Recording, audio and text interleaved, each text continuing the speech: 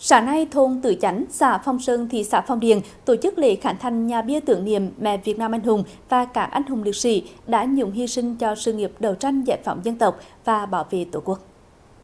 Công trình được khởi công xây dựng vào ngày 28 tháng 7 năm 2021 với tổng kinh phí đầu tư 570 triệu đồng. Trong đó, Quỹ đền ơn đáp nghĩa thành phố hỗ trợ 300 triệu đồng, huy động các nguồn lực trong nhân dân trong thôn và các nhà hảo tâm 270 triệu đồng. Tổng diện tích khuôn viên của nhà bia là 479 m², diện tích sàn xây dựng là 168 m², kết cấu bằng bê tông cốt thép, mái lợp ngói lưu ly, nền lát gạch granite.